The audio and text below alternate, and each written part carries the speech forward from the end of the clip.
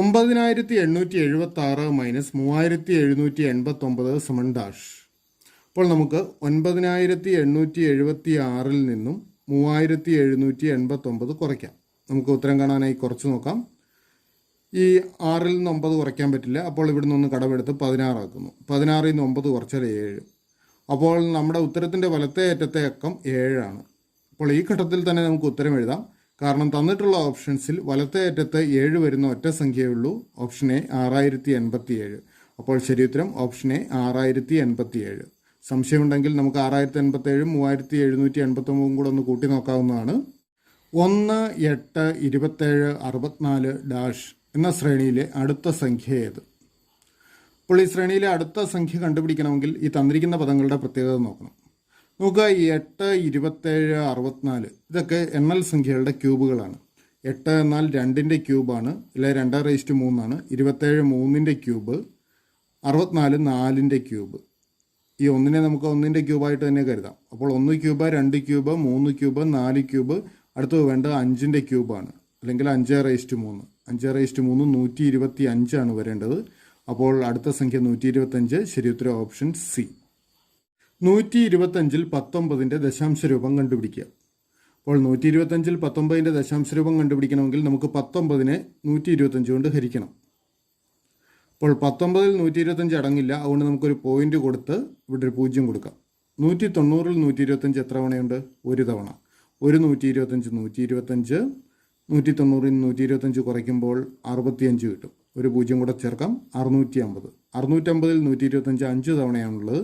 5 125 625 വരും. വീണ്ടും കുറയ്ക്കുമ്പോൾ 25 കിട്ടും.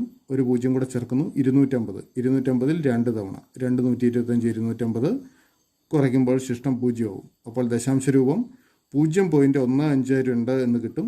ശരി ഉത്തരം ഓപ്ഷൻ എ ആണ്. ഇനി ഇത് മറ്റൊരു രീതിയിൽ വേണമെങ്കിലും ചെയ്യാം. കാരണം 125-ൽ 19 ദശാംശ രൂപം എഴുതണമെങ്കിൽ ഛേദം 10, 100, 1000 തുടങ്ങിയ സംഖ്യകളാക്കണം. ഈ ഛേദത്തിലെ 125-നെ 8 കൊണ്ട് ഗുണിച്ചാൽ 1000 കിട്ടും. അപ്പോൾ ഇവിടെ അംശത്തിനെയും ഛേദത്തിനെയും 8 കൊണ്ട് ഗുണിച്ചാൽ മതി.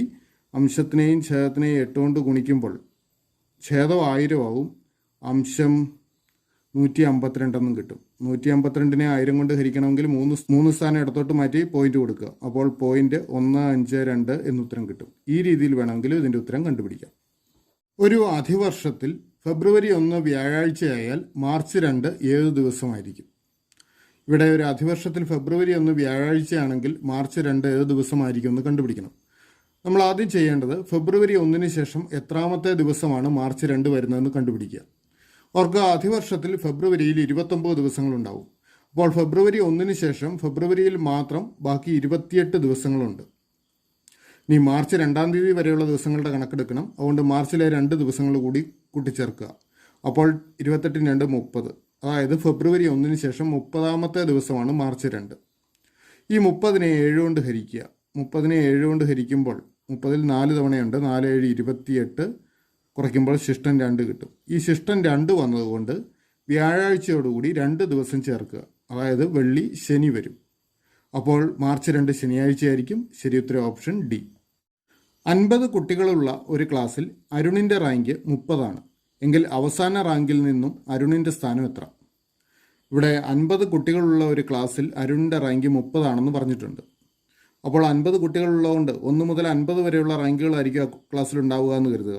അപ്പോൾ 1 2 3 എക്സെട്ര അങ്ങനെ 30ാമത്തെ റാങ്കാണ് അരുണിന് കിട്ടിയിരിക്കുന്നത്. ഇനി അരുണിന് ശേഷം 31 അങ്ങനെ 50 വരെയുള്ള റാങ്കുകൾ ഉണ്ടാവും. അപ്പോൾ അരുണിന് ശേഷം അരുണ് വരെ 30 പേരെ ആയിട്ടുള്ളൂ. അരുണിന് ശേഷം ബാക്കി 20 പേരുണ്ടാവും. അപ്പോൾ പുറകിൽ നിന്ന് എണ്ണുകയാണെങ്കിൽ ഈ 20 പേർക്ക് ശേഷം 21ാമത്തെ ആളായിട്ടായിരിക്കും അരുൺ വരിക. അപ്പോൾ അവസാന റാങ്കിൽ നിന്നുള്ള അരുണിൻ്റെ സ്ഥാനം 21ാമത്തേതാണ്. അപ്പോൾ ശരി ഉത്തരം ഓപ്ഷൻ സി 21. 5 പേരുടെ ശരാശരി വയസ്സ് 12 ആണ്. അതിലൊരു കുട്ടിയുടെ വയസ്സ് 8 ആണ്. ബാക്കി 4 പേരുടെ ശരാശരി വയസ്സ് എത്ര? ഇവിടെ 5 പേരുടെ ശരാശരി വയസ്സ് 12 എന്ന് തന്നിരിക്കുന്നു. കൂടാതെ അക്കൂട്ടത്തിൽ ഒരു കുട്ടിയുടെ വയസ്സ് 8 ആണെന്ന് തന്നിട്ടുണ്ട്. നമുക്ക് ബാക്കിയുള്ള 4 പേരുടെ ശരാശരി വയസ്സ് കണ്ടുപിടിക്കണം. ഈ ബാക്കി 4 പേരുടെ ശരാശരി വയസ്സ് കണ്ടുപിടിക്കണമെങ്കിൽ ആ 4 പേരുടെ വയസ്സുകളുടെ തുക കിട്ടണം. ഓർക്കുക, സംഖ്യകളുടെ ശരാശരിയെ അവയുടെ എണ്ണം കൊണ്ട് ഗുണിച്ചു കഴിഞ്ഞാൽ ആ സംഖ്യകളുടെ തുക കിട്ടും. ഇവിടെ 5 പേരുടെ ശരാശരി വയസ്സ് 12 ആണല്ലോ. അപ്പോൾ ഈ ഇവരുടെ വയസ്സുകളുടെ ശരാശരിയായ 12നെ അവരുടെ എണ്ണമായ 5 കൊണ്ട് ഗുണിച്ചു കഴിഞ്ഞാൽ നമുക്ക് ഈ 5 പേരുടെ വയസ്സുകളുടെ തുക കിട്ടും. അതായത് 12 ഗുണം 5 60 5 പേരുടെ വയസ്സുകളുടെ തുക.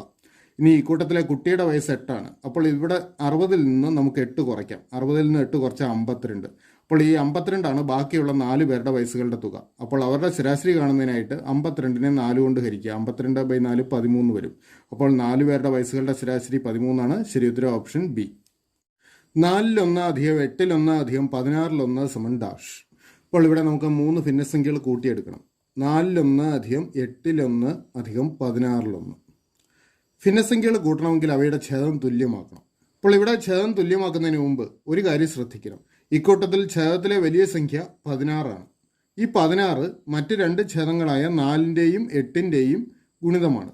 4നെ 4 കൊണ്ട് ഗുണിച്ചാൽ 16 കിട്ടും. 8നെ 2 കൊണ്ട് ഗുണിച്ചാൽ 16 കിട്ടും. അപ്പോൾ നമുക്ക് പൊതുവായ ഛേദം 16 ആക്കുന്നതാണ് സൗകര്യം. അപ്പോൾ നമുക്കിവിടെ 4നെ 4 കൊണ്ട് ഗുണിച്ചാൽ 16 കിട്ടും. അതുകൊണ്ട് ഇവിടെ അംശത്തിലും ഛേദത്തിലും 4 കൊണ്ട് ഗുണിക്കുക. അപ്പോൾ 4/16 കിട്ടും. പ്ലസ് ഇവിടെ 8നെ 2 കൊണ്ട് ഗുണിച്ചാൽ 16 കിട്ടുമല്ലോ. അംശത്തിലും ഛേദത്തിലും 2 കൊണ്ട് ഗുണിക്കുന്നു. അപ്പോൾ 2/16 ഇത് വരും. അടുത്തത് 16-1 അതേ രീതിയിൽ തന്നെ എഴുതുക. ഇപ്പോൾ പൊതുവായ ഛേദം 16 അതാണ് ഉത്തരത്തിൻ്റെ ഛേദം. അംശം കിട്ടുന്നതിനായിട്ട് 4-ഉം 2-ഉം 6-1 കൂടെ കൂട്ടുക. 4-2 6-1 7. അപ്പോൾ 16-7 ഉത്തരം. ശരി ഉത്തരം ഓപ്ഷൻ സി.